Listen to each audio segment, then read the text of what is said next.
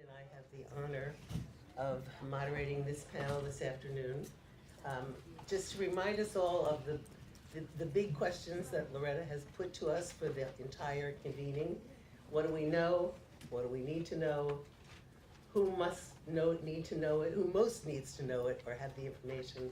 And I think we can all add one that we've been tinkering with, which is, and how to make it happen. So that's part of what we're doing here today. This contribution of this panel is Who Asked Us, and Dazon reminds me that the reason for the Who Asked Us is if no one asks us, how will they know what we need, what we know, and what we need to know? And the other part is the nothing about us, with us, without us is for us. And just to remind people that this came to us from the disability justice movement in South Africa. So it has a proud heritage. Today's panel, or this afternoon's panel, is going to drill down on some of the issues that we already have on the table. The fertility industry as a business, surrogacy, spirituality, and being Black and queer, and how that has an impact on all of this. So without further ado, people will just say, you can tell people whatever, you know where they're from in the program. So we're just going to move right along, and the first speaker is Lisa Ikeboda. Oh. All right, is this on? No. No, push that. Yeah, there you go. All right. Get it real close. All right, it's on now? Yes. Okay, I'm used to standing up and yelling at everybody.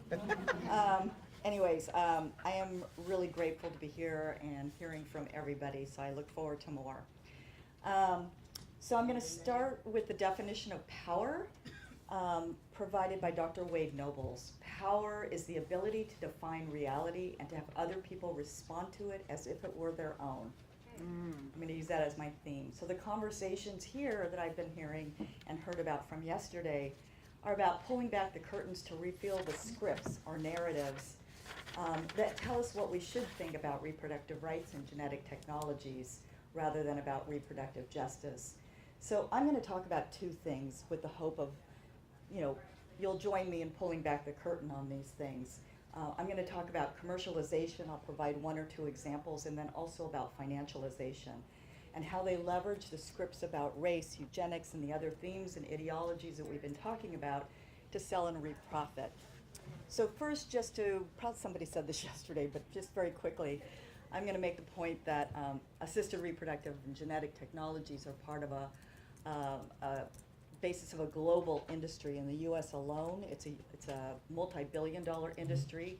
Started out as commercialized sperm clinics in the 1970s, but now consists of clinics, IVF clinics, sperm banks, egg agencies, surrogacy centers, travel agencies, embryo labs, genetic testing labs, drug makers, biologic makers, fertility loan companies, fertility insurance companies, lawyers and law firms, of course, I teach at a law school, medical associations, direct-to-consumer genetic testing services, privately financed research startups, and private equity investment firms, and so on and so on. It's become bigger and more expansive. So I want to first talk about sort of selling race and the commercialization of that, and give just sort of a hint of sort of how that happens.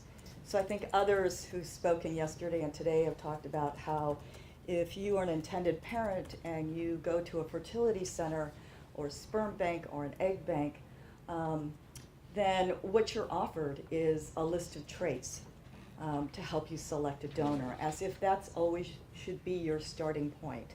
There's no promise that the traits are heritable, but they're sort of curated, right, and packaged in a way which strongly suggests that they are heritable. So it's all very carefully curated for sale. So first, the donors offered by agencies have been pre-screened. Usually my male students are always dismayed to find out that many of the sperm banks, for example, have a height minimum of 5'7". There's a agency called Elevate Baby in Beverly Hills, and it says on their website, we only present donors and surrogates of the highest caliber, which include Ivy League egg donors. Yeah. Second, the information is presented in very specific ways. I just lost my place. And some of you might have seen this. If you get a few minutes and just sort of want to look at this directly, I suggest you look at California Cryobank's website. So like many other sperm banks, I think they take it sort of a step further than many others. And the reason I use them is it's one of the top two sperm banks in the global market. Cryos in Denmark is the other one. So it's influential. But they use drop-down lists for phenotype. So they break down every possible trait that you're supposed to choose among. So race and ethnicity, religion, eye color, height, hair color, and so on and so on. There are short descriptions that include level of education, sometimes even test scores, sports activities, the profession that sperm donor is in, if they are in one already. For a higher fee, you get access to a longer biography that gives you a sense of the person's personality. How they navigate life, and maybe even baby pictures of the donor. My favorite is if you go to that website, they have a celebrity lookalike search function, so I suggest you try that one. Yes. So the script here says that making family is about medical control of identity, and what is behind the curtain is commercialization of the semblance of genetic selection that in many ways incorporates eugenic thinking. Right? It positions you as someone who has to make these choices. Commissioner Russell, who's a great scholar, is talking about how she felt like she was being forced to make choices that she wouldn't otherwise make. She didn't want to make all those decisions. It's not what she would do. All right. Some agencies, this is just one other quick example, is you can jump some of the sort of drop-down list by just going to an agency that specializes in race. So I've been tracking the sort of Asian egg market, and there's actually an agency called Asian Egg Donors, and that one proved to be so successful that there's now Asian Egg Bank, Asian Egg Donation, My Asian Donor. Seattle Sperm Bank features Asian sperm donors, and there's an agency, I think it's in New York, that highlights the high caste of their South Asian egg donors. So the script says that they offer these services in this particular way because they're filling a niche, they're fulfilling a need that exists there among intended parents, because there's a shortage of Asian and Black donors, for example. But they're also they're also appealing to fertility travelers from Asia, for example. So again, they're satisfying a need. But what I suggest is that we think about the differences about how we ourselves use race to define ourselves, and our families, and on the other hand, how the industry sells donors by race, how they're selling race itself. And when race is attached to an egg, to a sperm, to an embryo, the claim is that biological race is reality, just as Dorothy talked about this morning, and it puts donors and intended parents into a position of accepting that reality, whether or not they want to or otherwise would. So the next issue I want to talk about is making family and the financialization of that.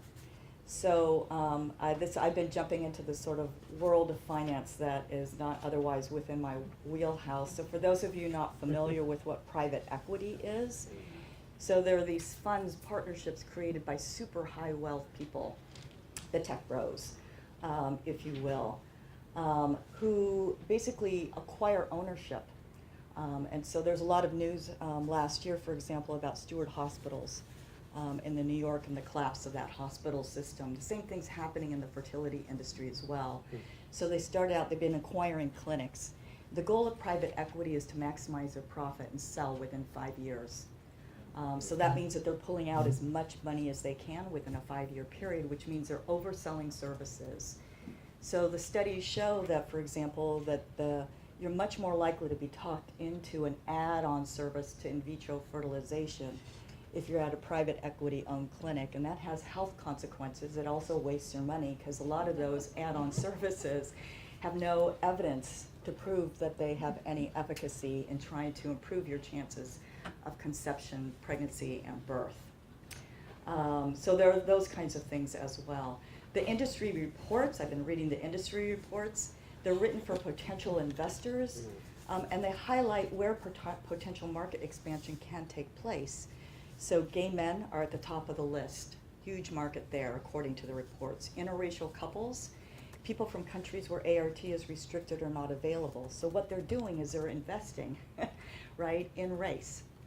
And in racial, it's this new notion of racial diversity. They're redefining it, right, as a place to invest, or social diversity, if you include the LGBTQ communities. So in this context, racial diversity is financially profitable. It expands potential consumer bases and investment opportunities, but of course it will turn on itself because in 5 years they're going to liquidate, right? And then I'll give you just a quick bit about venture capital. So those are the funds that come in, usually for startup technologies, and I understand that you had some great conversation about that yesterday. So egg freezing, for example, was the most rapidly growing sector of the fertility industry until relatively recently, and that's because venture capital went in fast and hard. So it's no coincidence that the initial egg freezing companies were called things like egg banks and eggsurance, right? Because they were asking you to invest in the possibility that you might be infertile in the future, right? So that's partly what venture capital does. Now they're very closely looking at and investing in vitro gametogenesis, the use of CRISPR. These all are about, genetic selection and genetic control. So that's sort of where they see the future, right, of fertility. Genetic control, genetic selection, and think about the role that race plays in that. And then, how am I on time? Okay, good. I have 1 or 2 more minutes. The last thing I want to mention about this, and this is where a lot of my own research is about, Dorothy talked about sort of the logics of incarceration. I think a lot about the logics of property. So the legal formula that sort of makes all this possible comes from property. And the property rules that are used in this, which sort of highlight the role of informed consent, actually directly trace back to colonialism as well. It's the same legal formula that was used to sort of remove indigenous peoples from their lands in the United States, Australia, and other places that were colonized.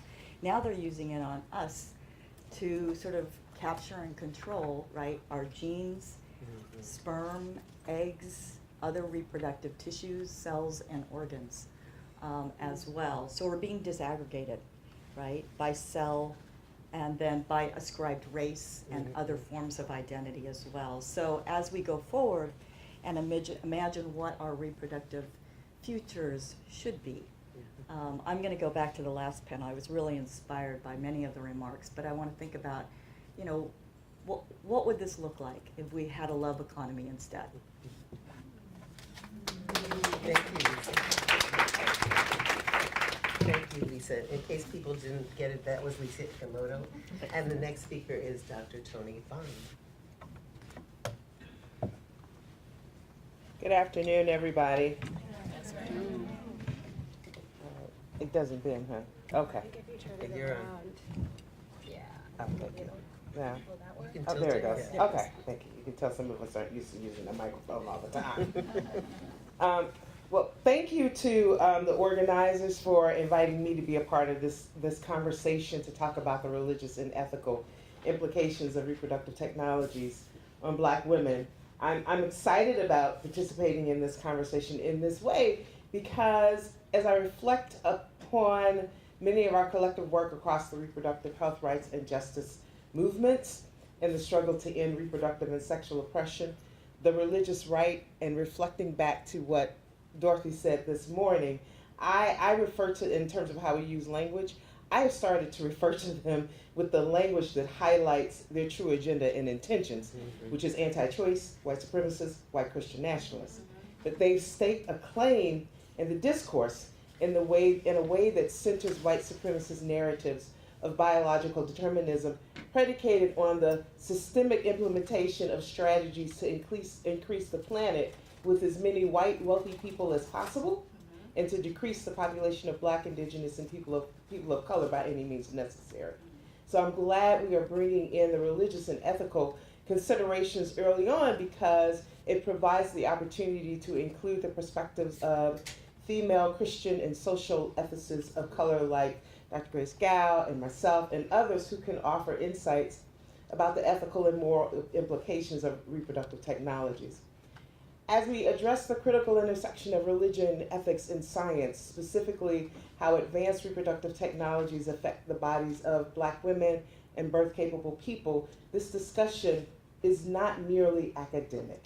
It's about real lives, real challenges, and our collective moral and ethical responsibilities. And as we embrace modern medical marvels like in vitro fertilization, CRISPR, surrogacy, we also inherit significant ethical challenges. And these new technologies bring forth not only possibilities, but also potential ethical dilemmas rooted in social and racial disparities.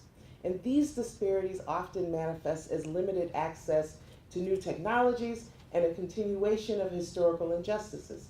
So we must ensure that the same mistakes made, for example, with reproductive technologies like long-acting reversible methods of contraception, or LARCs, do not occur with newer reproductive technologies. Some of the very same ethical concerns relevant then, lack of informed consent, force and coercion, are pertinent now with new reproductive technologies. We need only look at scientific efforts through the utilization of CRISPR to edit human germ cells, eggs, sperms, or embryos. These efforts to alter the human germline raise a plethora of ethical considerations, including the modification of DNA of those not yet born, who obviously cannot consent to the procedure, and the social economic divide between those who can benefit and those who cannot, owing to the fact that only wealthy individuals or countries will have access to the technology. And even under the best circumstances and with the best intentions, there is no way to foresee all of the possible negative consequences for humanity or the environment. We know that the intersectionality of race, religion, and ethics uniquely affect Black women's and birthing-capable persons' ability to make reproductive and sexual decisions. The human right to be self-governing over one's body has been elusive to women of color, especially Black women within the U.S.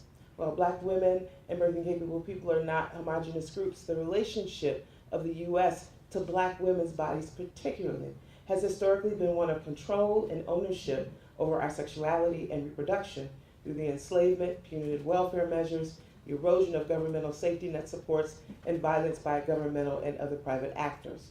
Black women have been challenged to fully experience what it means to be an embodied being, fully embracing our conscious selves because our humanity has been denied.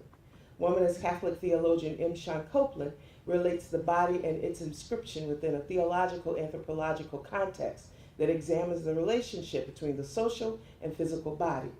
Copeland offers that the body is an essential quality of the soul and argues that the body is a site of divine revelation and that there is an ontological correlation between the social and physical body that calls for freedom and human sacrament. Yet the Black body, especially the bodies of Black women, have never been recognized as autonomous, free, or sacred. To experience embodiment, one must be able to feel ownership over the embodied self. If we are committed to the first pillar of RJ, that every individual has the human right to have a child or children, that reproductive justice theory moves beyond the pro-life, pro-choice binary, and that the right to have a child is equally as important as the right to decide not to have a child, we have to have a broader conversation about Black women and pregnant capable persons dealing with infertility. How do we effectively and intentionally address the various and systemic health disparities that preclude, for example, those individuals who have children? I have to admit, prior to learning from and working with Dr. Grace Gow as her graduate research assistant, I was in the space of being absolutely against surrogacy, for example, as a viable option for all the reasons many of us can name, feeding into a sense of biological determinism, unequal access, force and coercion, using people's bodies as mere sites of reproductive labor. But Grace's story and my dissertation research collecting the reproductive and sexual stories of Black women expanded my consciousness. Two of the women I interviewed struggled with infertility. One woman had tried intrauterine insemination without success. After 2 attempts, she said her and her partner had exhausted the financial resources they had on hand to become pregnant via that option. But she said she'd always wanted children. Now, some would question why it was so important for her to have a biological connection to a child, and even offer that adoption would be a good alternative. While this individual had considered adoption, it still did not, for her, fulfill what she identified as the maternal void she experienced around not having a biological relationship with a child. Black parents seeking adoption have their lives scrutinized in very different ways than potential white adoptive parents. The adoption process begins with a home study to ensure that prospective adoptive parents are eligible and suitable to adopt. And that home study can be intrusive and culturally insensitive. Questions are asked about the prospective parent's personal history, intimate relationship history, income level, family, extended relationships, etc. And given the historical practice of investigating and scrutinizing the personal lives of Black women by governmental welfare agencies, the home study can feel more like a form of social judgment about how Black women and birthing people live their lives and the decisions they make. So both Grace's and this individual's story showed me that after all of the intellectual discourse around the ethics of assisted reproductive technologies and arguments for and having biological connections with children, what mattered most were the lived experiences of the very individuals who struggled with infertility. Still, it is important to highlight the cultural and societal privileging of biological connections to children. Greater value is placed on blood ties, i.e. biological mother, than other forms of mothering, for instance, adoptive, stepchildren, and other mothering, even when the latter has played a more significant role in nurturing and advancing a child's growth and development. The broader implications for society involve not only recognizing the potential of these various technologies, but also addressing their ethical, social, and religious impact on communities, particularly marginalized communities. We have to decide how to make these technologies accessible and equitable, ensuring that Black women and birthing people don't bear an undue burden. And as we continue to broaden our discourse about new technologies, in addition to considerations about access and coercion, we must also have expansive discussions about commercial surrogacy and altruistic surrogacy as feasible solutions for Black women and birthing people struggling with infertility. Can the RJ framework support an individual gifting or even selling their reproductive labor in order to sustain themselves and their families? At the same time, we have to engage in greater research around the number of women of color, especially Black women and birthing people who are experiencing infertility, the reasons why, and how we can make technologies like IVF and even surrogacy accessible to those who want to realize their human right to have a child. But what is the common good? I think as it relates to Black women and birthing capable persons and new reproductive technologies, the common good must consider what will be to the benefit of Black women and birthing capable persons, our families, and the broader communities where we live. That common good must include justice, liberation, which can lead to the overall well-being, and implying RJ as a theoretical framework provides us with a lens from which to start those conversations. And I will end there.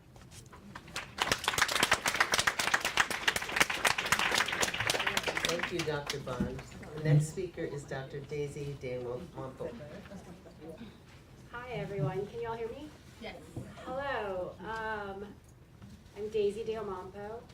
I'm an anthropology professor at Fordham University, and I wanted to just say how grateful I am to be here. I wanted to thank the organizers of this conference. And I wanted to mention that my own approach to thinking about justice and health is really so strongly informed by so many scholars and activists in this room. So it's truly an honor to be sharing this space with you all. There we go. So over the last 17 years, I've been occupied with studying the social and cultural implications of assisted reproductive technologies. I'm trained as a cultural and medical anthropologist, and so I bring that lens to thinking about the larger, broader social themes that come up. And so I'm going to talk about two of the major research projects that I've worked on during this time. One is on transnational surrogacy in India, and the other is on egg donation among Asian Americans in the United States. And throughout each of these projects, I've been primarily concerned with race and racial formation. My focus is on how racialization happens. In other words, how do people attach racial meaning to eggs, to wombs, and to the people who provide these reproductive parts in labor?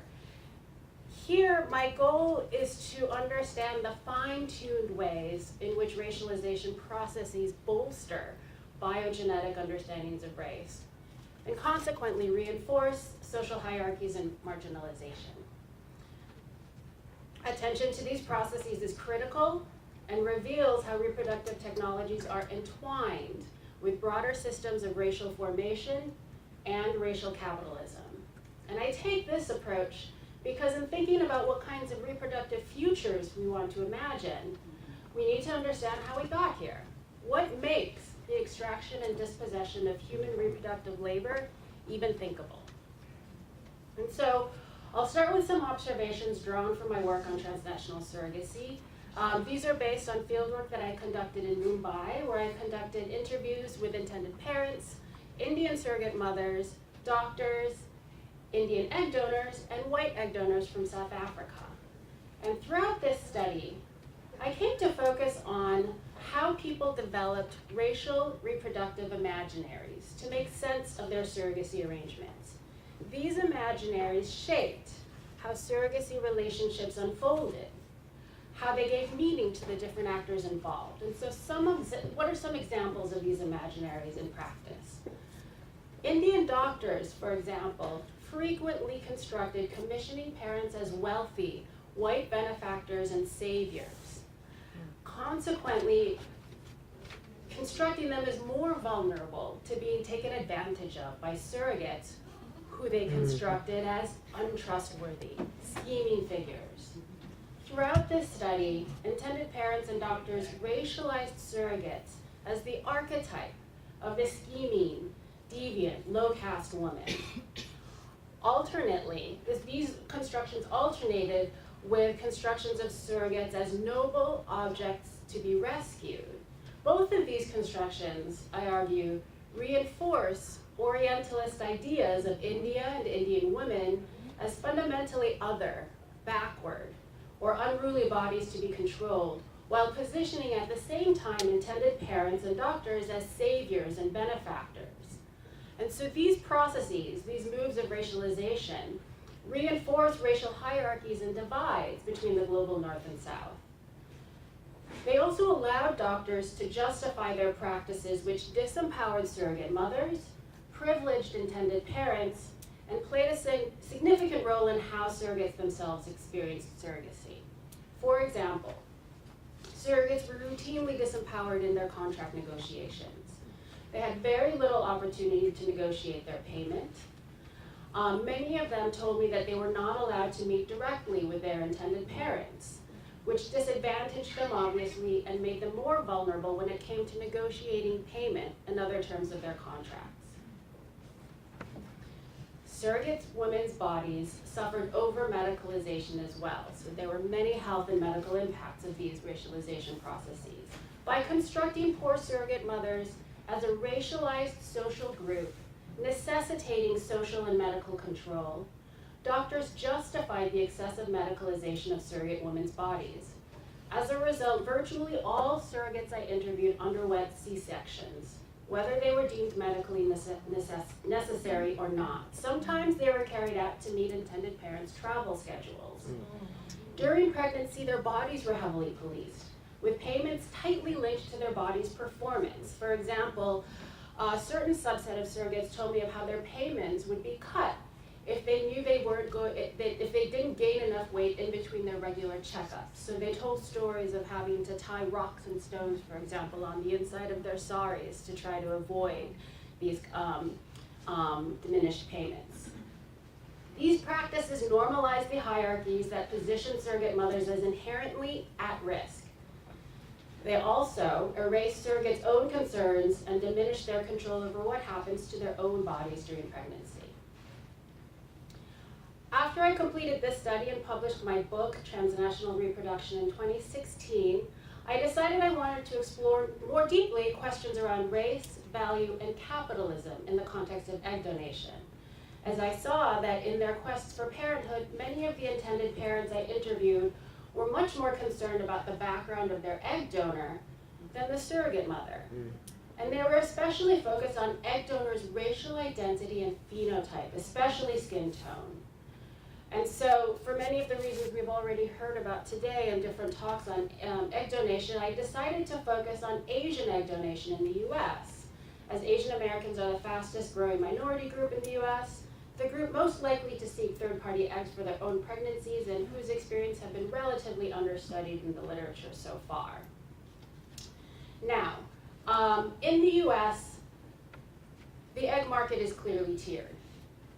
Because egg agencies report that Asian donors are especially challenging to recruit, they were viewed as scarce and valuable. And as Lisa has mentioned, many egg donor agencies have been formed to specialize in the recruitment of Asian donors.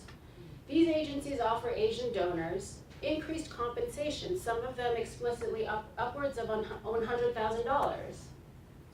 Others might explicitly seek out donors who would identify as, quote, 100% Japanese or 100% Chinese. And donors themselves internalize these kinds of messages and discourses. And when I interviewed one donor, when I asked her how she self-identified, what her racial identity was, her response was, without hesitation, I'm 100% Han Chinese. These kinds of processes of racialization, these ways of forming race, clearly call to mind eugenic practices that maintain the myth of racial purity. So throughout this study, I found that egg donation practices reinforce persistent thinking about racial identity as a tangible racial category to be genetically inherited. Doctors, intended parents, and egg agencies construct race along a spectrum in ways that privilege whiteness. Asian intended parents often indicate higher preference for physical features that are racialized as white, such as double eyelids, taller height, fair skin tone. Within Asian egg donation, ever finer hierarchies emerge that reflect colonial legacies, as in the examples of Southeast Asian egg donors I interviewed, who continually refer to themselves as, quote, less than ideal, or not the right kind of donor, due to their darker skin tone or their shorter height. They also, not surprisingly, received far lower compensation than their East Asian counterparts. These processes of racial matching and desires for racialized eggs normalize post-colonial ideas of racial hierarchies and race-based aesthetics. But at the same time, they come with profound medical health and health risks. And so I'll just quickly summarize one egg donor's story I interviewed, someone I met over several times during my fieldwork in Hawaii. And when we had first met, she had just given birth to her baby, and she was looking for ways to donate her breast milk. And as she was doing this research, she came across egg donation agencies, and that was the hook that drew her in. She inquired with an agency who matched her with a recipient right away, and she then began what would become a string of back-to-back donations over the following year. As it turned out, her particular profile, her taller than average height, her college education, her high ovarian reserve, and importantly, her East Asian heritage made her eggs especially high in demand. And each time she donated, she says she was rushed by the clinic to schedule the next one. Each time she says, I didn't necessarily want to donate, but I just felt so bad saying no. And the money was too good for her to turn down. And so at our last meeting a few years ago, I learned that she had gone on to donate her eggs a total of 13 times. Sometimes she'd receive $12,000 in compensation, other times upwards of $35,000, and her family's standard of living had increased dramatically. But after that last donation, she told me of the range of symptoms that she had begun to experience: rapid heart rate, gastric issues, hyperthyroidism, and hair loss. She says she couldn't say for certain, but she believes, she knows, that her health issues are directly related to her many previous egg donations, which she also believes took place because her Asian eggs were especially high in demand. So here I'll highlight a few themes that cut across both of these projects. Race becomes a source of capital, benefit, and risk within an industry that subtly and also explicitly promotes ideas about good genes and fitness. And in my analyses, I found that the concept of racial capitalism is especially productive to think with. Racial capitalism reveals the centrality of racial hierarchies to capitalist production and consumption. By exploring how the egg donor market reinscribes racial identities as biogenetic, we can observe how these racial divisions within capitalism identify certain populations for exploitation. In other words, assisted reproductive technologies are part and parcel of a racial capitalist system that perpetuates biogenetic deterministic ways of thinking, with consequences beyond those who pursue assisted reproduction or serve as egg donors. And so here I want to link these sort of conversations that we have within the world of assisted reproduction with what's happening outside of that world, right? These kinds of explorations are critical now more than ever. We all know in the US that we're surrounded by examples of how race becomes a tool for separating, for marginalizing, and for stratifying. As I was embarking on my first fieldwork trip in Hawaii in 2017, the Unite the Right rally in Charlottesville roiled the news. This far-right white nationalist rally became a symbol for deep racial and political division with its claims to whiteness and power via Nazi slogans like blood and soil. We continue to see similar narratives as President Trump has asserted that undocumented immigrants are, quote, poisoning the blood of our country with his talk of good bloodlines, bad genes. And of course, most recently, there's this upcoming prenatalist conference at UT Austin that will give space to self-described eugenicists and promoters of race science.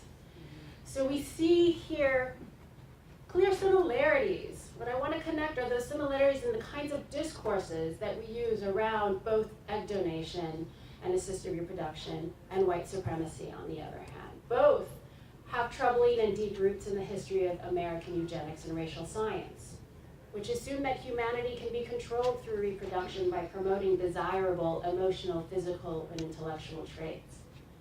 while suppressing supposedly undesirable ones. In other words, it's impossible to think about the role of race in assisted reproduction without also thinking about contemporary racial politics and white supremacy. And I want to conclude here with a quote by my late mentor, Leith Mullings, which inspires my approach to this work, and I hope serves as a guide for how to think about what kinds of reproductive futures we want to imagine. And she writes, "Racial disparities in health will never be addressed by focusing on low-hanging fruit as health behaviors or even policy changes. They are manifestations of a long history of racial capitalism, and they will never be addressed until we name it and resolve to address it." Thank you. Thank you.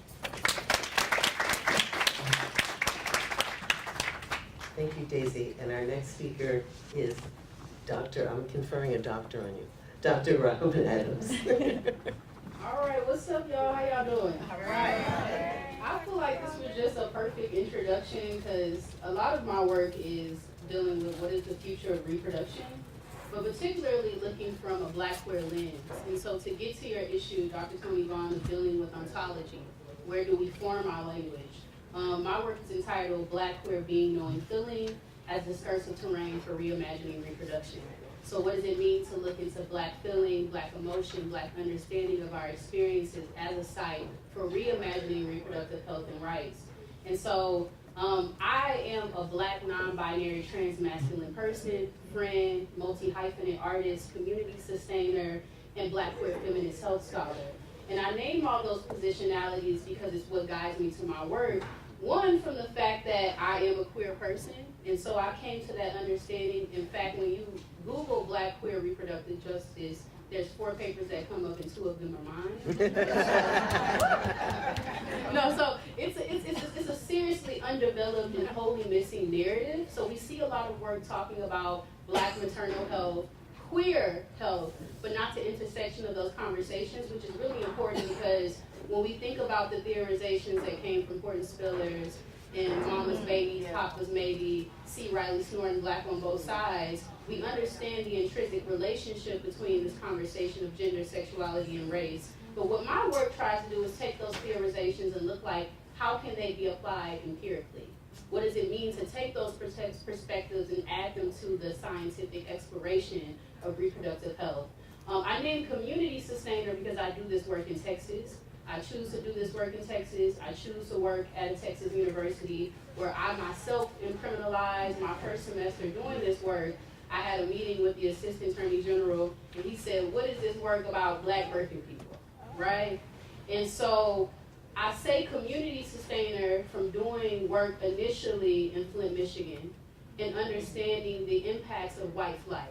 What happens when people divest from a location, from a community, when it is being politicized, fake state-sanctioned violence, people find that place no longer desirable. It leaves folks like me who have ancestral roots in Texas to be left by ourselves. So that's why I identify as a community sustainer in this work and a Black queer feminist health scholar. So once again, how can I use my privilege as a researcher, me being able to say that I'm a doctor, to build power with other Black birthing people through the highlighting of their storytelling, to talk about it as a site of how do we talk about what is the future of reproduction.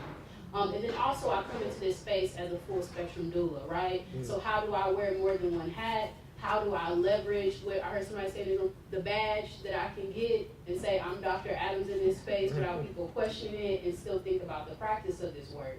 And so I'm going to talk about a couple of my papers. One of the projects I did was really talking to other Black queer folks around this country about their experiences with gestation. And once again, I wanted to look at what can we see by looking at Blackness as being trans, non-binary, queer simultaneously and not as separate discussions. And also looking at gestation from a non-heteronormative perspective. So also the process before conception, what does it mean also to not want to have a child? And so some of those stories look like is talking to a Black woman who's married to a Black man who seemingly looks like a heteronormative couple but has queered their relationship in the context of saying we don't want to have children. So what happens to her story around miscarriage when she says, I'm actually happy I had a miscarriage because I didn't want to have kids, but there's not any spaces for me to talk about loss and joy at the same time. How do they queer the system? So I always ask people in the room, raise your hand if you're queer. It's going to be a lot more hands by the end of the time when we realize that queerness is just not based off of sexual and gender diversity. And so put it in the context of what is the state of Black queer reproductive health. So we already know about the rates of how Black folks are dealing with state-sanctioned violence, but when I looked at the intersections of conversations around sexuality and gender, what I found is Black women who live in this country who identify as bisexual or lesbian are 3 to 4 times more likely to lose their children to the state compared to those who identify as heterosexual.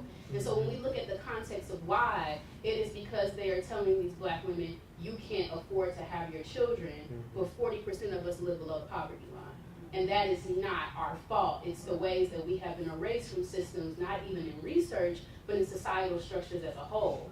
And then I also think about this issue of social infertility and the ways that it is not acknowledged, how we need access to assisted reproductive technology if we choose though, but the insurance companies, the institutions don't acknowledge this role of social fertility. So once again, this is just not a sexual and gender diverse problem because you can be a Black, single, heterosexual woman navigating the system, needing assisted reproductive technology, but you need a queer experience. Right? And so why is it important to look at queerness and Blackness together within this conversation? And so I want to share the experiences of some of the Black queer folks that I can talk to you about to show you how these themes of Blackness and sexuality come about. They were very nice at that clinic. While the procedure was going on, I was crying and I was talking to God, like, if being lesbian don't send me to hell, I'm pretty sure this will. But I just knew I couldn't deal with it now. After the abortion, I was depressed for a couple of weeks. And when I heard that story, what came up to me is not only the way that abortion stigma breeds silence, but how abortions, the stigma that is present in that, is the transgression against gender norms, right? So the same norms that inform telling someone you have to have a baby are the same norms that tell this person you can't be with someone of the same sex. And so we talk about stigma and abortion, but when we look at stigma-related conversations within Black queer individuals, we see that these are conversations around transgressions against gender norms. It's conversations about the normative behavior of ways people should participate in sexuality, which is connected to people's relationships to their bodies. I was about 18 weeks pregnant, and that one was very traumatic because I had issues with her dad. We got into a physical altercation the night prior. Essentially, my cervix gave out and the entire embryo sac was coming out through my cervix. What was supposed to happen is they were supposed to gently tuck and kind of stitch it to my cervix. They didn't want to hear that. The doctor was like, oh, we'll just let gravity do its thing. The contractions kept coming and I ended up giving birth to her regardless. And, you know, we lost her. I just remember them asking me if I wanted to have a funeral or if I wanted to donate her body to science. And this literally happened as she took her last breath. I remember ending up having to check myself in the psych ward for 24 hours. And so often we hear the statistics around the problem, but we don't hear the stories. And so I just wanted to ground everyone in a conversation of when we talk about anti-Blackness, when we talk about heteronormativity, these forces being drivers of maltreatment, of mistreatment, of violence, these are the stories that we also need to talk about. So when we have the CDC director come out in 2021 and say racism is a public health crisis, and what else, right? And so in this next work, when I think about my positionality, I also think about how are we addressing this conversation of reproductive health? What are the theories that get to be involved in this conversation? And public health is wild. They are not considering any of the theorizations of Black feminists, of Black trans feminists. And in fact, there was a paper that came out that said health disparities research is increasing and so is health disparities. So as a researcher, it's made me think about how do I choose to approach this conversation? How do we pull away from racialized concepts? Whose perspectives that we include in the story? And so in this work, I engage with Black fugitivity in terms of maroonage and Afrofuturism, with the questioning of me asking Black queer people, what is the future of reproduction? To build power, but to not also present these stories in a very sterile way. So when we see these research findings, we are talking in an echo chamber. We are not presenting them in a way that can be understood by our community. And so when I think about the foundations of RJ and art making, so the Black women in the antebellum South who were telling their stories through patterns, through print, through cloth, through art making, how do we ground back the findings, the tellings of these stories back into art? And so I do that with erasure poetry. But to give you some foundation and context, historically, maroon entered the English language around the late 1500s from the French to describe a fugitive. Today, maroonage is the process of extricating oneself from slavery and connecting it to the histories of enslaved people who ran away and formed communities in the Americas. Neil Roberts describes maroonage as encapsulating the many ways that African enslaved people sought freedom in response to racialized violence. Afro-descended enslaved people used tactics like suicide, revolting and creating communities that acted completely outside of white-dominated societies to assert their autonomy and reclaim their power as a Black population. While maroons no longer exist in the ways that were initially conceptualized, scholars like myself suggest that modern-day Black communities still constitute as maroon communities, due to slavery as a pertinent historical reality that shapes American societal institutions, like the U.S. higher education, the banking system, the health industry, and the persistence of present-day anti-Black practices. Maroonage becomes a social and spatial practice that can emerge today. Black feminists such as Zakiya Jackson, Horton Spillers further highlight how chattel slavery enabled hegemonic notions of sex and gender, reproduction such as woman, mother, female body, which led to modern-day stereotypes of welfare queens, mammy, super predators. Thus, maroonage offers an ideal theoretical framework for understanding how Black communities currently resist the oppressive forces in the notions that exist in our society, specifically that relate to sexual exploitation, gender equality, and reproduction.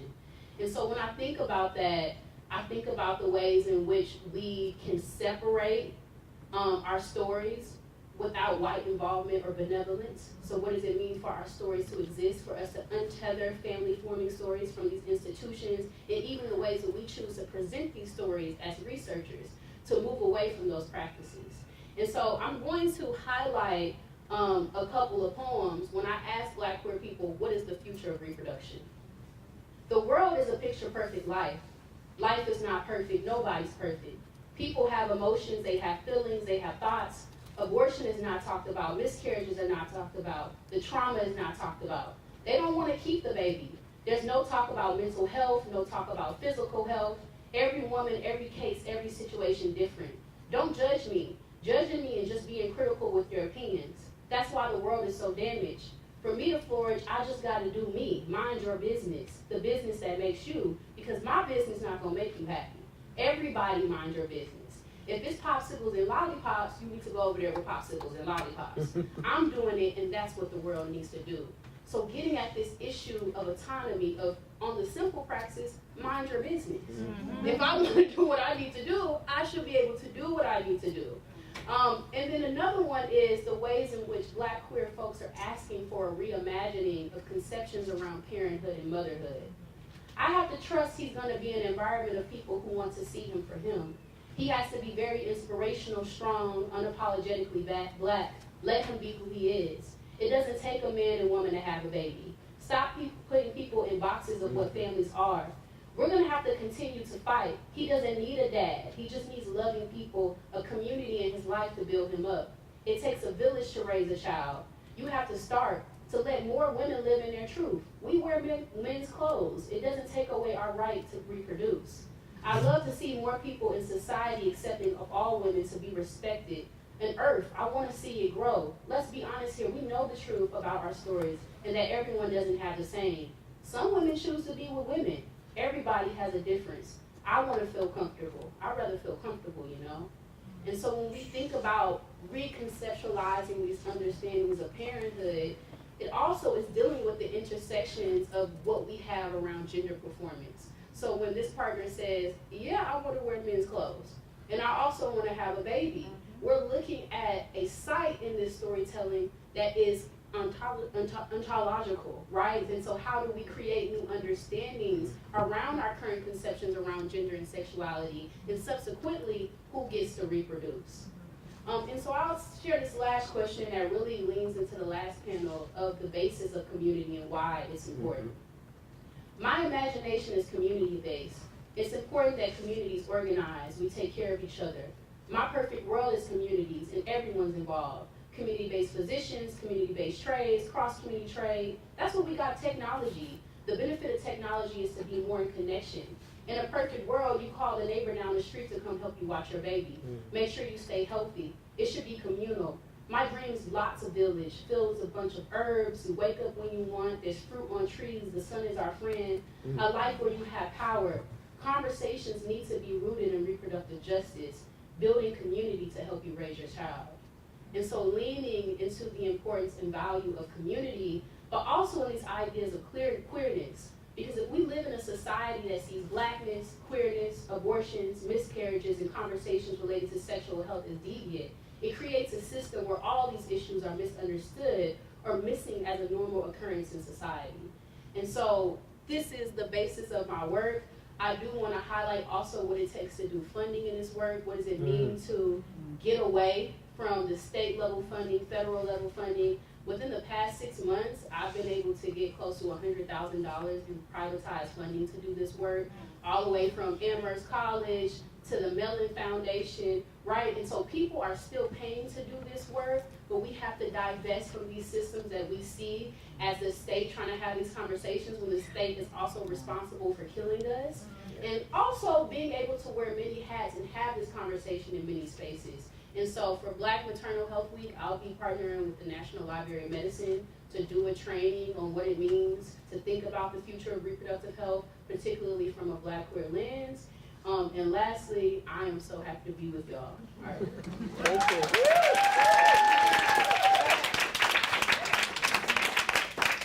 Thank you, Robin. We want to all go and live in that community with you. And the last speaker is Amelie Horn. Hi, I'm Emily. I'm a senior here at Smith College. I'm so grateful for the opportunity to be in community with y'all and to learn from y'all. I'm so grateful to Loretta and Professor Jolly for asking me to speak. I'm a double major in the study of women, gender, and sexuality and French, and I'm on the pre-med track, so repro justice is kind of like my whole life. And I guess a lot of the reason why I'm here today is because when I was 16, I went to the gynecologist's office for the first time, where I was told that I had a malformed hymen and endometriosis, and it really impacted my life. I couldn't wear tampons, so there was no swimming that summer, and the pain was so debilitating that I was missing school, could barely walk. That summer I had my hymen surgically removed and an IUD placed. But no one told me at the time that this could have something to do with an artificial hormone that I barely knew the name of. No one told me that while studies on diethylstilbestrol, also called DES, had stopped at my mother's generation, the pain could continue into mine. My great-grandmother, Beulah Wacker, took DES in the late 1940s in an effort to carry her first and only biological child to term, my grandma Sandy, and she was successful. By all accounts, she had a healthy baby girl when she was born. DES, for those who don't know, was an early synthetic version of estrogen. It was advertised for like a ton of different stuff, and I can't go into all of the like queer issues around that as well, because it was used as part of conversion therapy, but it was also used to prevent miscarriage, allegedly. But now we know that that wasn't actually true. It didn't prevent miscarriage. It was just being given to women because it was expensive and they could make people pay for it. Between 1938 and 1971, DES was prescribed for women across the world. I think it affected millions globally. The current estimates are around 10 million people were exposed in utero. It was heavily marketed by companies like Eli Lilly. It was the first compound to be identified as an endocrine disruptor, which means it interferes with the way that our body's endocrine system and hormone system works. And while at the time we didn't know much about endocrine disruptors, it's important to recognize that in 1938, like when this was coming out, we had evidence that it could cause cancer. It was still prescribed for millions of people. Children of DES, which is the typical term used to refer to any children born to a mother who took DES during pregnancy, have higher rates of rare cancers, endometriosis, infertility, uterine malformations, hypospadia, early menopause, early preterm labor. Additionally, they found epigenetic alterations. I didn't know any of this when I started at Smith College. I didn't know any of this when I was 16. I learned it all from the Smith College archives. I joke they have more of my family medical history than I do. My mother and my grandma both involved in studies and had no idea. So this is all horrific, and it could be reduced to a conversation about experimentation on women. But I think it's really important to recognize that it was a huge privilege to take DES.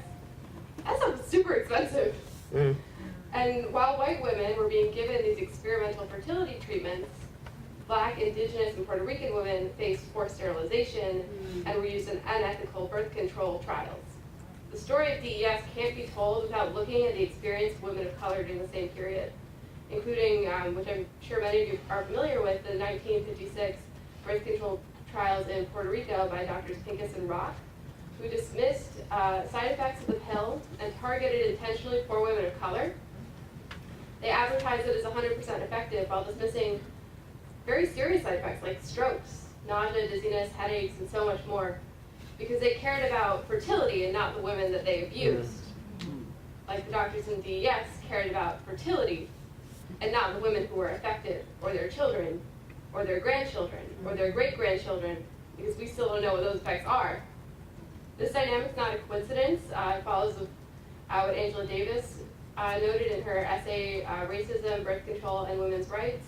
While women of color are urged at every turn to become permanently infertile, white women enjoy prosperous economic conditions, are encouraged by the same force to reproduce themselves.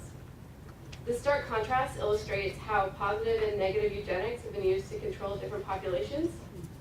And it's all eugenics. It's all white supremacy. We are not fighting two different fights. We are fighting the same fight.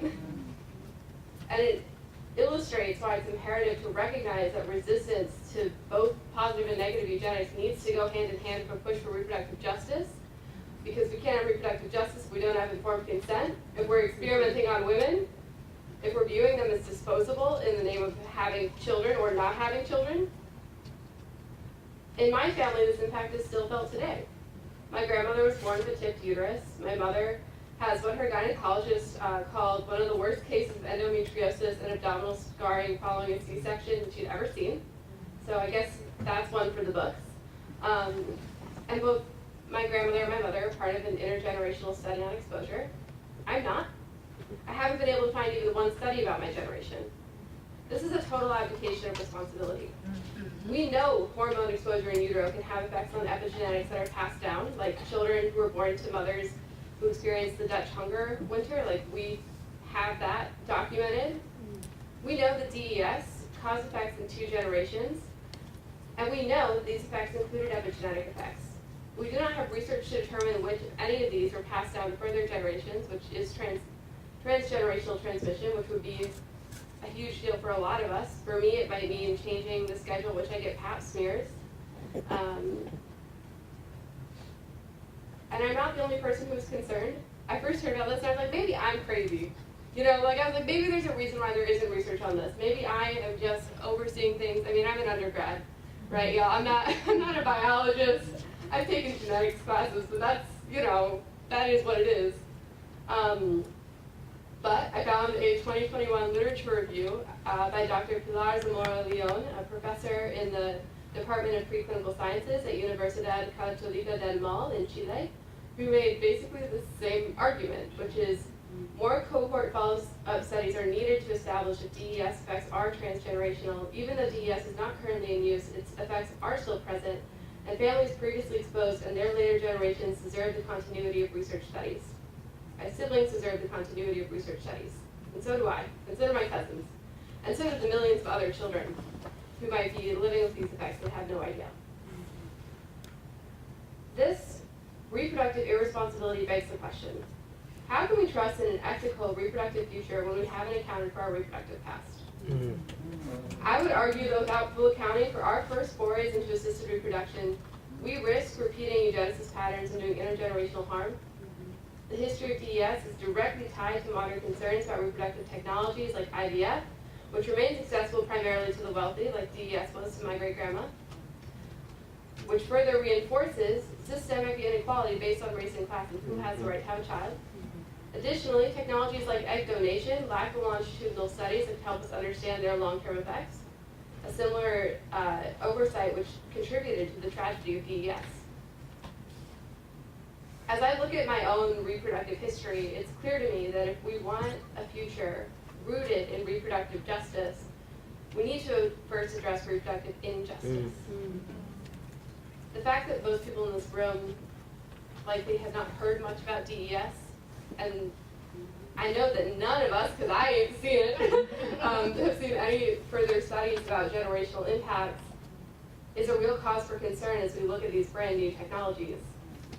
I remain deeply skeptical of the fertility industry's ability or willingness to address its own past or to prioritize health and well-being of all people, especially those who have already been harmed by medical systems that were supposed to protect them.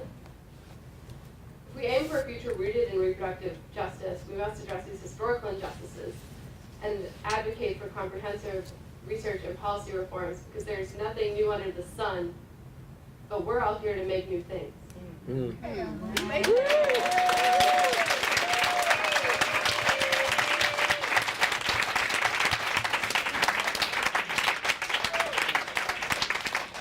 Thank you.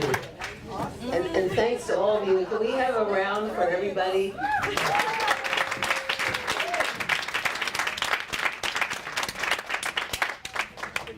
So we have plenty of time for discussion and statements and questions, thanks to the brilliance and timeliness of this panel. Do I have somebody who will take the mic for this side? I have a question. I would like for us to take a minute and hold space, but in addition to Mama Leah, we call them DES daughters. And you're one of, I haven't met many DES daughters. When you started talking, I said to Daisy, I'm damn, I don't believe it. But we need to hold a sacred space for you. And all of the black women and other white women, women of color, the women in Puerto Rico who were sterilized, all of the women who this industry has abused and robbed them of their true reproductive lives. We just want to recognize you didn't deserve to have that. And none of us do. That's it.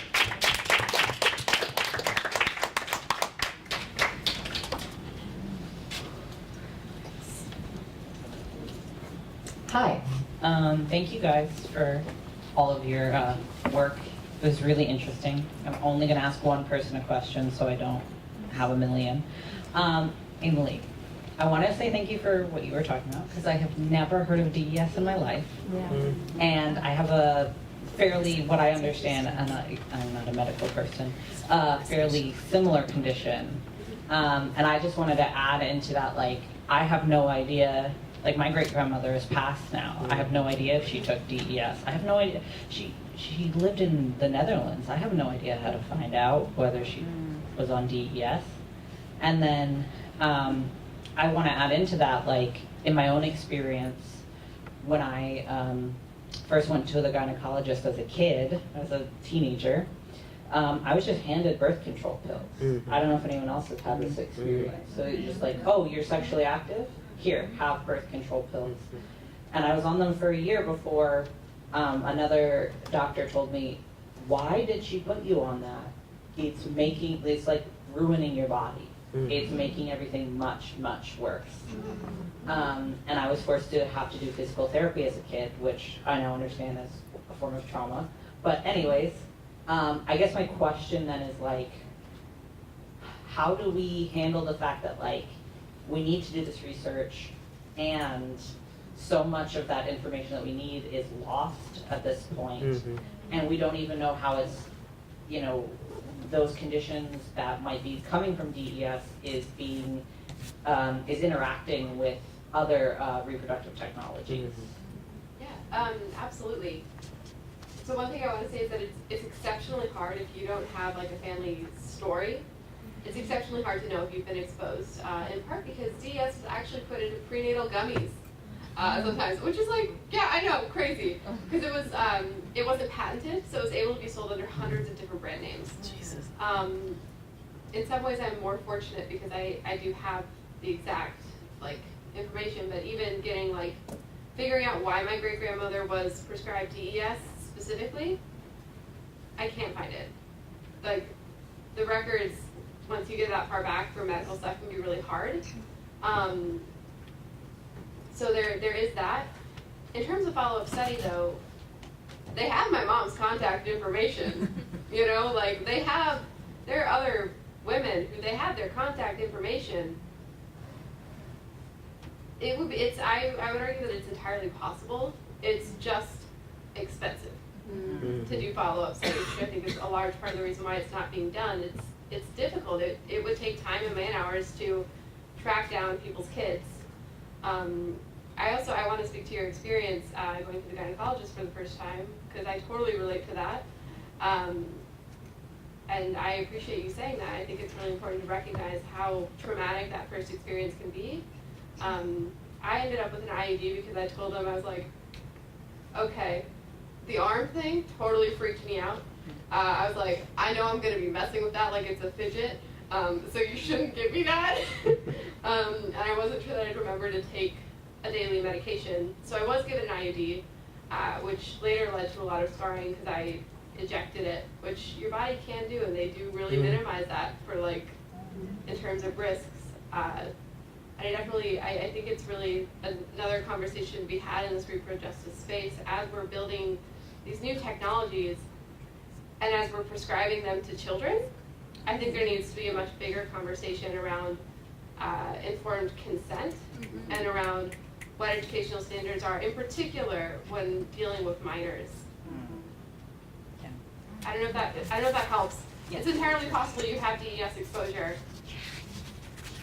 I would, if there's anything you are able to look into, asking your grandmother if she knows, asking if you have any knowledge of like previous, like if she's talked, like if you could talk to her and be like, do you know if your mom had miscarriages? Like that's unfortunately the best that I can do for that, but I do think it affects a lot more people than we realize. Could you pass me the mic for a minute, Tony? There's a mic right next to you. yeah, just me. Jacqueline, I don't know if you know, but a few years ago at Mount Holyoke, there was a panel of DES, organized by DES daughters. And then that was videoed. They're part of an organization, and I wonder if there's some way that Emily can have access to that. Yeah, I'm familiar with DES actually. I've been in email contact with them, and I asked, and they also don't have any generational studies for my generation. Wow. So, Jacqueline Lewis, Gender Studies, Mount Holyoke, and I did a 5-year project with students around DES using the archival materials that are here at Smith College and doing interviews with 25 folks who have been exposed in utero. And I'm just going to flag for people in the room who are interested in stuff when it is released. I've got a calendar reminder set, because Google Calendar can do that now, for 2037, when some of the materials that are currently not accessible will be made accessible. And part of that material is a set of questionnaires that we don't know how those questionnaires were processed before they were actually put into the archive. So there may be in futures different types of material. And then one of the pieces that we have out is actually about the ways in which those folks who believe themselves to have been exposed, because it is very difficult to expose. There are all sorts of clinical indicators that by which you can assess the possibility that you were exposed.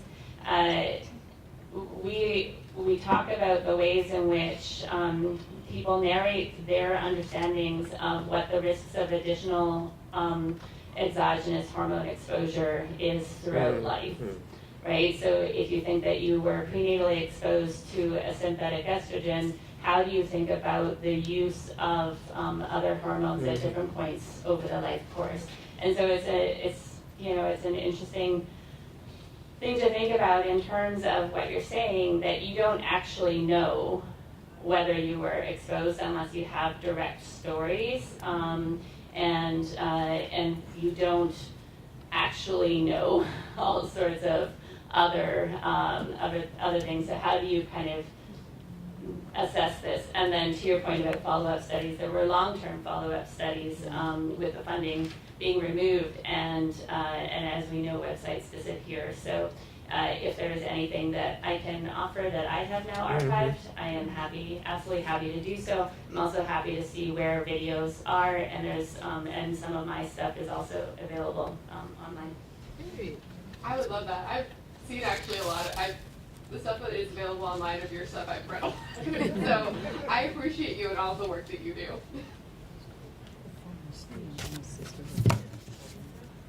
Dorothy? Oh, well, go on. Let me go ahead. Oh, okay. Really great panel. Let me see if I can stand somewhere where I can see everybody. I would really like to, if Tony and Daisy could say something about what might seem to be a tension between your presentations on surrogacy. It's something I've long been trying to figure out. I mean, like you, Tony, you could see in Killing the Black Bodies, absolute against it. And I have to say, I like you, meeting with people, talking with people who are struggling with infertility, especially queer couples who are, thinking maybe I should change my position on this. So one thing you said, Tony, about why adoption isn't an answer, I would just elaborate that even more to say we have to remember that adoption means the termination of somebody's rights. So, if you may want to be a biological parent, but you have to take into account that that if you turn to adoption, you have to account for the termination of the rights of a parent, and that it almost always includes some kind of coercion, either the state taking that child and terminating their rights, or some kinds of pressures on that person to, give up their baby. And we could talk about that a lot more, but so that's something I've become much more aware of after writing Torn Apart and so many adoptees taking up my book, and seeing me as an advocate against adoption, which I'll be honest, that wasn't my intention, but I'm much more attuned to the argument that adoption itself is wrong. Is it attuned to? I'm not making a. I just want to add one thing to that, that I came to the conclusion. Can we get a microphone? Oh, yeah, I came, is that on? Oh, I don't know. I came to the conclusion, again, studying adoption without intending to at all, that there is no such thing as adoption except off the backs of resourceless people. And there's so many other options for people who have resources. And so throughout this conference, I've been surprised by how many times the option of adoption has been just sort of thrown out as one of many. But I consider it an act of participating in reproductive domination, and it certainly has a huge racial set of ingredients. Yeah. Well, and Okay, just Okay. add one. And then I want to ask it's actually my the same- question. It's actually the same question. And, I'm sorry? Let's let Dorothy finish. Oh, you haven't finished yet. Okay, I'm sorry. Okay, no, that was just to add to Tony, your point about why adoption is not an answer. I agree with you, Ricky, and maybe Diane also, what you were gonna say. But let me just keep going. Let me keep going. I do have a question here. Okay, so, so Tony, you were saying that because now you have more knowledge and understanding of people who want to have a biological child, I think you use those, turning to surrogacy. So then I would add to that if you buy an egg and you buy sperm and you hire a surrogate, you don't have the biological relationship is between the egg donor, the sperm donor, and the surrogate, not the person who paid for all of that. But we could say, and I think Daisy was mostly talking about commercial surrogacy and the exploitation that goes along with that, which is part of the reason why I have opposed it for so long.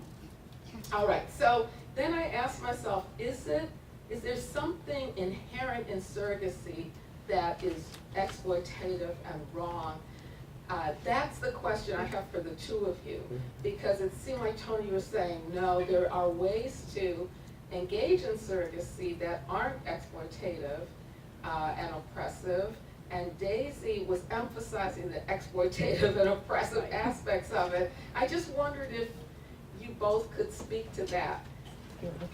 Go ahead, you've got the mic in your hand. Mine was kind of connected, but that's okay. Go ahead. do you want to go ahead and say it? Well, I just wanted to kind of add to that about one of the things I've been grappling with in my own research with egg donors and the harms that they experience is how do we balance reproductive rights for everyone with the rights for people to be protected and not exploited and medically harmed. And so how do we have that conversation between everybody has a right to reproduce, but can we expect that that might be at the expense of other people's health and well-being? Go ahead. And Grace, who had spoke yesterday, you may also want to get in on this conversation too, so feel free.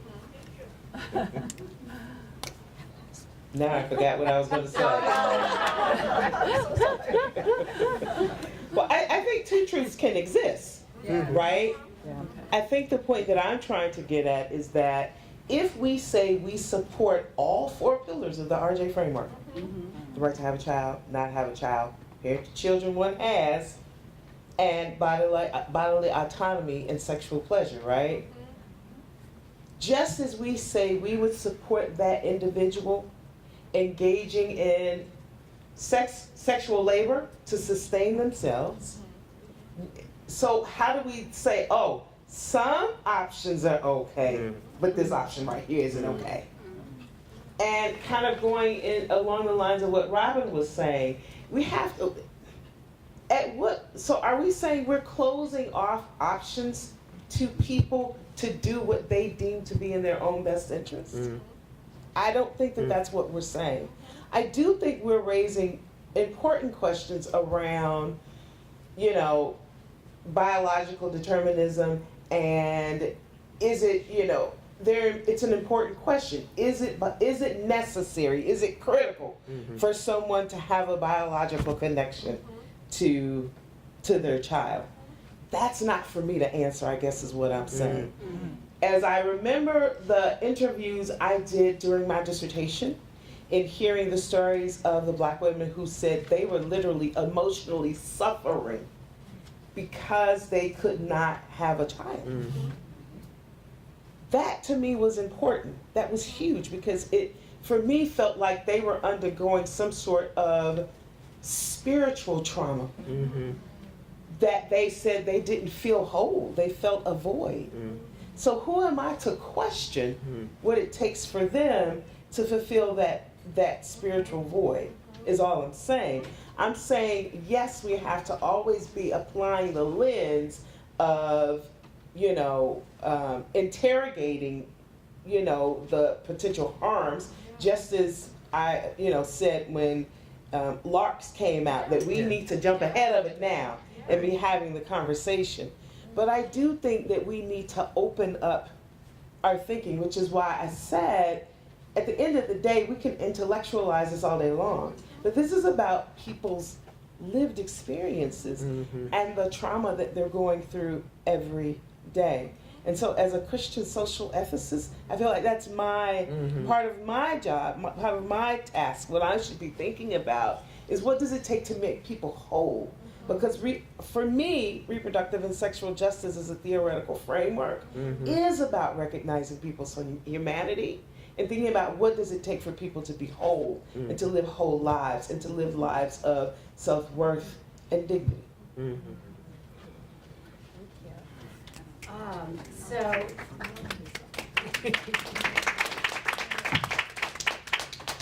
I'll say, so similar to you, Tony, I also, but from an anthropological perspective, value and center those stories and people's lived experiences. So one of the things that I love about being an anthropologist and being able to do field work and talk to people and ask them to tell me their stories is that they're going to challenge whatever preconceived ideas I had. And so when I went to India, I had loads of my own preconceived ideas about who the intended parents were and why they were doing what they were doing, and who the surrogate mothers were and why they were doing what they were doing.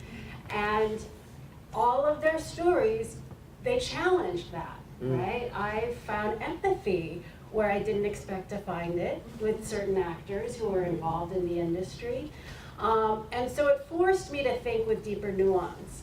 It also made me realize that I'm less interested in villainizing individual people for individual choices, and I'm much more interested in identifying the much larger structures in which people come to understand what they desire and why. And so this is what family making, I know many people in this room have studied this, right? In the context of egg donation, my interest has been in thinking about what are those larger structural forces that compel people to say, the best egg donor for me has to be this person who went to Harvard, who's fair-skinned and 5'7" and plays the cello, I don't know, whatever, right? And it's easy for us to say, oh, this, these are obviously neo-eugenic impulses, but where does that come from, right? And so what's been so inspiring about the work of so many people here is that we can draw very sort of strong links and lines between the histories of slavery and the development of racial science and so on and so forth, right? So, yeah, I see Grace is raising her hand. Please finish. Finish. I had something else I let me just pause. You can jump back in. Thank you for this amazing panel, and I'm gonna take Marlene's invitation to speak on this issue. So I just want to say 3 quick points. First, to Ricky, you said, oh, people are talking about adoption so fluidly and easily as an alternative. I will say, from a Christian perspective, that's because it's held up as the morally unassailable option. It is the thing you're supposed to do, right? So I think that's, so in my work, in Tony's work, we have to start from the let's take adoption off the pedestal because there are some problems with it. Second point I want to make, and this connects to Tony's, your thing about that desire for a biological connection. I can say as a straight woman who's never had any fertility problems, no one has ever questioned, why do you want to have a biological child? I have 2 sons, and no one has ever asked me justify that. But technically, I'm part of a progressive Christian tradition where it's okay for me to use artificial birth control. So I could have contracepted each and every act of intercourse so I could adopt, right? So I feel like this larger question of the importance of a biological connection truly needs to be asked for everyone, not just those who are suffering from infertility or involuntary childlessness. I think I had one more point, but Sorry. last thing I wanted to say. Daisy, you were especially speaking about the Indian context. I want people to know that Indian surrogacy was pretty unique, right? India was this like surrogacy capital of the world, and as you mentioned, it was not common for intended parents to form relationships with the surrogates. In fact, it was actively discouraged. A lot of it was mediated. So, Dorothy, to your question, is it possible for surrogacy to be non-exploitative? I give a number of reasons in my book and my work to say it is possible, but surely we also know exploitative and problematic. Yeah. And then I guess my question would be, how do we deal with that in a non-exploitative way? Read Grace's book. Daisy, do you want to jump back in? Did you? I'll just say, And then Lisa. there's something that happens once we add money into the equation. Right? In all of these questions, in all of these contexts, there's something that happens. We know this, right? So if we're talking about racial hierarchies being reinforced through all of these different processes in the context of assisted reproduction, there's something that happens when we add money to the equation that makes it all the more dangerous and pernicious to people's health, right? And so, just to address really quickly Diane's question about how we balance these two things, I don't know.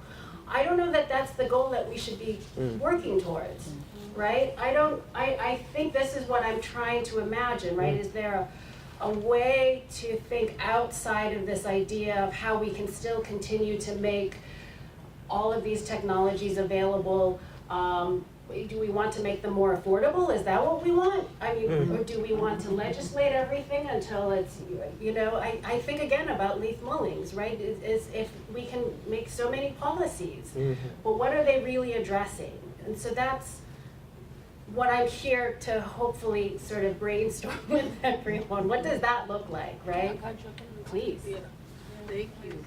I just think from a queer context and also someone who comes from an abolitionist frame, it's not involving the state. And so when adoption comes up in my work, I talk about it more so as informal adoption. So thinking about things like found family, chosen family, with a lot of the stories when I talk to folks, for a lot of Black queer couples I talk to, they don't even think about adoption. Because the ways in which state-sanctioned violence is upheld with an adoption process, all the way in terms of the finances, the housing check that has to happen before you even get a part of the process. Do you have enough bedrooms in your home? Is there enough income? Do you have enough people who are willing to sponsor and speak to the relationship if you're in a relationship and not a single person? And so I like to move away from those concepts to think about the ways in which, like, when I look at the poems that Black queer folks of going to your neighbor, is there a way that you can be a part of a family connection, form a family? That doesn't mean that you have to be a part of someone's life 24 hours of the day. Because there's so many people who are just looking also to expand their concepts of family, help create villages, raise their children. And so it's not even having to think about new conceptualizations around biological connections, but also how do we think about parenting in time? And when we feel like we should be in part of a person's life, why are we still thinking about children in age? There are plenty of grown folks who need guidance, who need support. And so I think about the frameworks that have been established in the underground culture, the ballroom culture and scene, where age is not a factor, where these biological conversations are not a connection. And I think that's kind of where I think about that reimagining in the future of those discussions. Robin, I think Lisa wants to. Is it my turn? Okay, I'm going to be brief. Quick question, curiosity, forgive me if it's been addressed, but in terms of someone donating eggs or sperm, the example you gave was plays cello, you listed a number of things. Are those vetted? Does someone confirm, like, I'm serious. If someone's buying my eggs and I say that I speak French and play basketball really well, and that's important, and they're going to pay more money for my egg, does someone check that I can shoot hoops and parler français? Not No, they make you go through a test. No, No. It's just honor system. So donors compile their own profiles. Yeah. They They get revised by some places, yeah. Did you want to say? Yeah, but they don't get I will that. say, this is a big, so they do, the donors know this, and they'll intentionally craft their profiles to make them much more attractive, right? Yeah. There are a few, I have heard of a few agencies that'll say, tell me your SAT score, and can you also, submit your reports, and maybe this or that, and whatever, but, overall, that's big. Lisa just wants to jump in before Sometimes Daniela. agencies actually curate the profile so they don't even match what the donor initially did. Yeah. In order to make it more Yeah, marketable. exactly, Yeah. yeah. There's a lot of revising, creative, License. yeah, profiling, if you will. And the donors also leave stuff out, Mm-hmm. yeah. That you might want to know about if you were making all the selections that are offered to you, yeah. The point I wanted to add on that I think is relevant to both the egg donation and surrogacy, because I've long struggled. My very first paper as a student that got published was about surrogacy. It was just before the Baby M case. Is to think about sort of how many kind of mutually exclusive binaries are built into the processes for both adoption and for surrogacy and also egg donation. So all those practices are built on the notion that you've got a two-parent, right, traditional marriage-based family. And while that's changed, and then to a large extent these technologies are being used in liberatory ways, right, to show that you can have functional, healthy, families that look different, the legal models, right, are still built on that. So that in surrogacy in many places still requires termination of parental rights, right? And so they're not mutually exclusive options, right? And it's the idea that you can only have that many parents. But when I started out thinking about this, and this is building on what Robin said, I was thinking about using the framework of collaboration.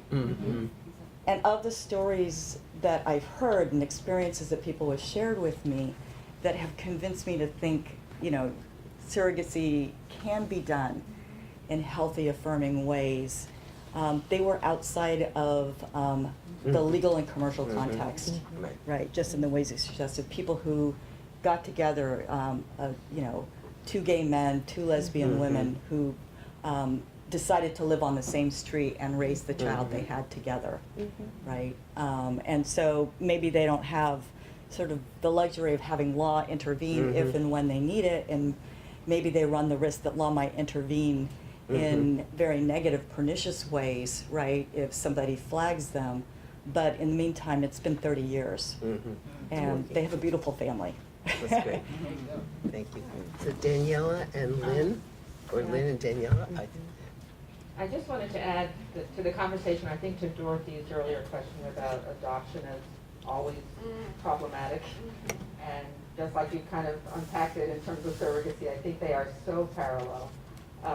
And to distinguish between public and private adoption, because within communities, when people say that there's all these restrictions on adoption, it doesn't apply in the same way in the public system.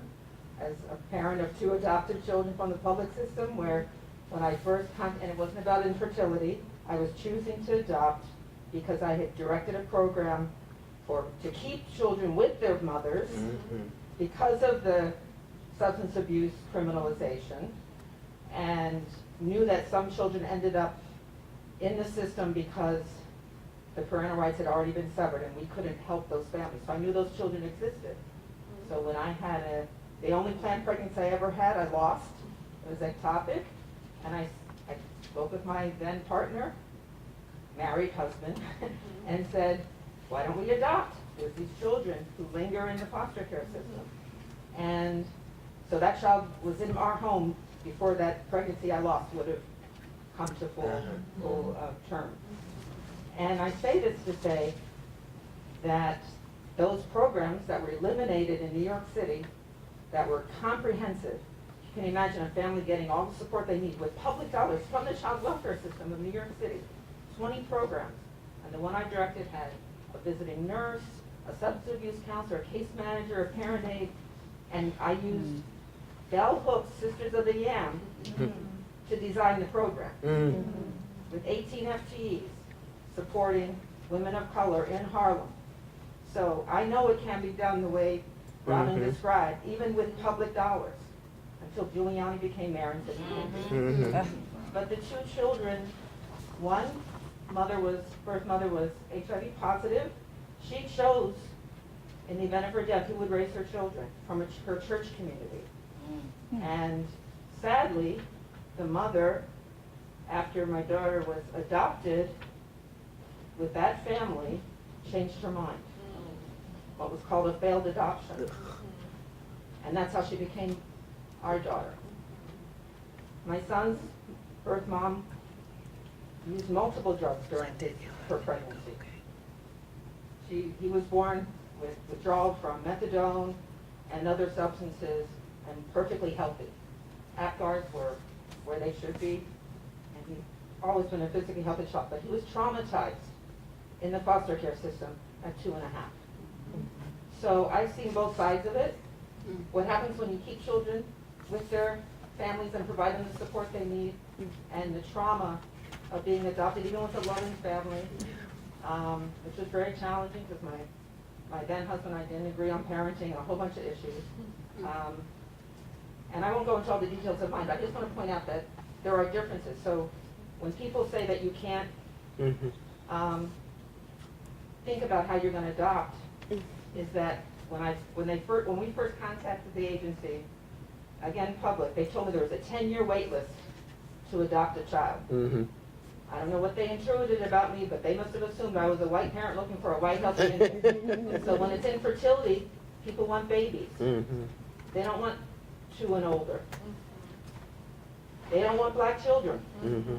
So when people say that they can't get approved for adoption, it's because they are shopping for babies. Yeah.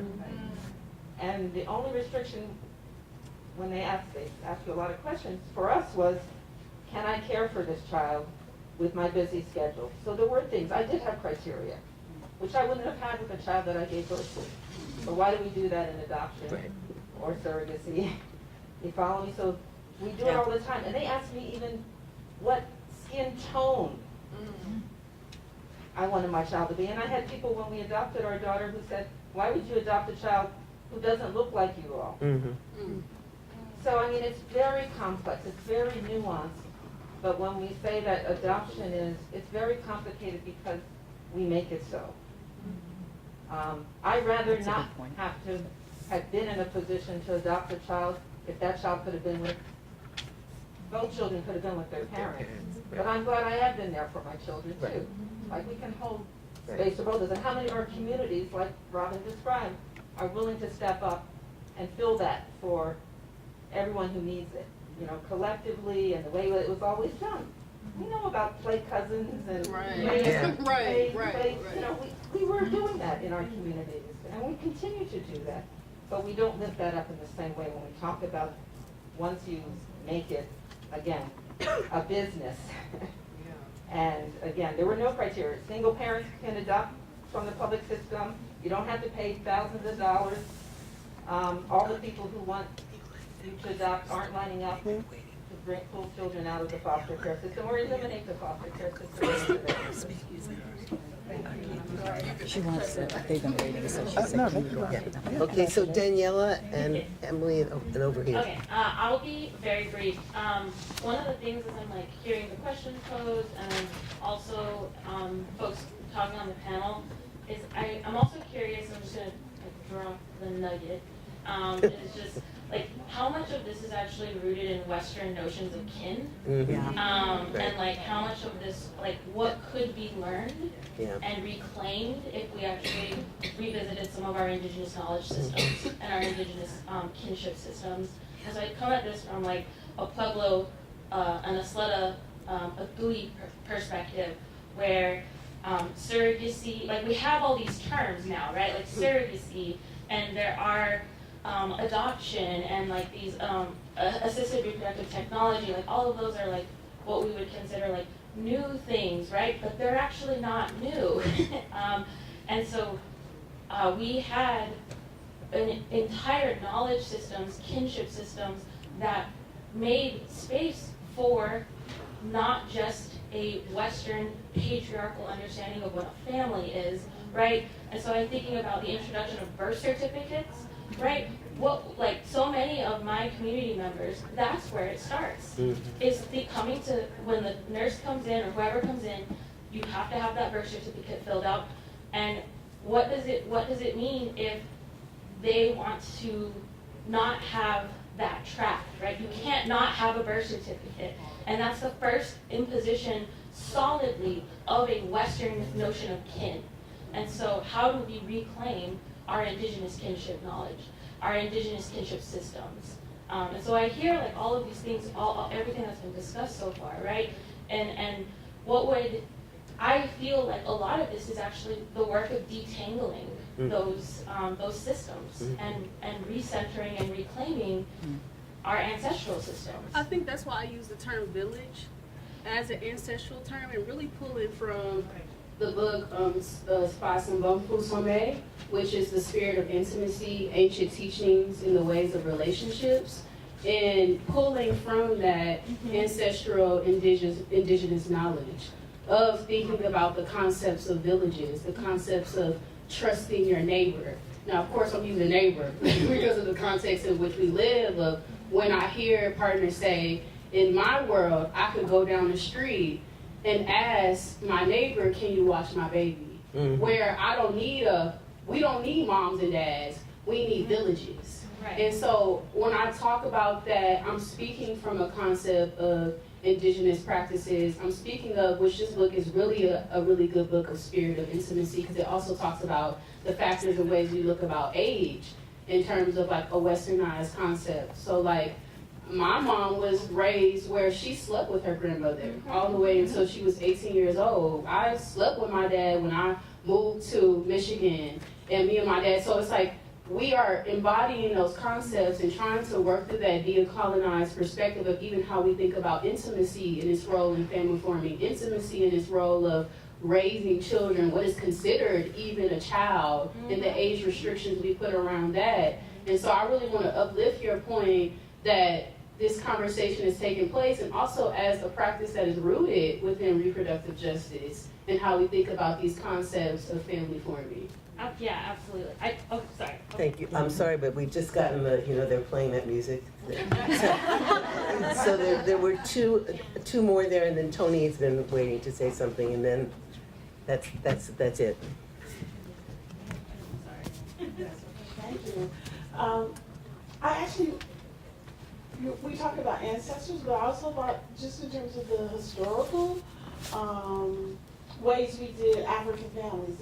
If we go back to a period of enslavement, when children were whipped away from moms or families, they had to be integrated into another family, and that kept happening in different ways. With the foster care system, children are ripped away, sometimes right out of the womb, and given to another family or another member of that family. And so much of it is driven by money and by profit. And I think often about how much money is being made. One of the things we are struggling with now is this non-consensual testing. And testing we don't even know that causes babies to be taken immediately after birth. So if we ever figure out, how do we look at our history in terms of the lessons that we know about how Black families adopted children, sometimes unknowing that they were going to adopt them, in terms of they didn't know that they were going to be, gifted with a child because of what happened with the parents, and sometimes, because I do know a couple of folks where they were actually given to another family member to be raised, right? That was just the agreement. It was not anybody's books or anything like that. So there are histories in our families of how. Okay, so Tony just wants to be. I don't have to say anything. Well, then thank you all for your energy. Thank you all for your energy. Thank you. And your brilliance.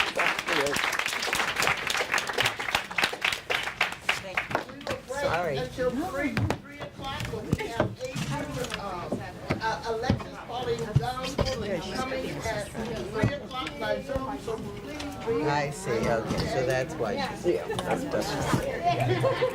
mean, everybody else got to keep going. It's so fun. It's fun. It's good. I go to the hotels and talk to my students.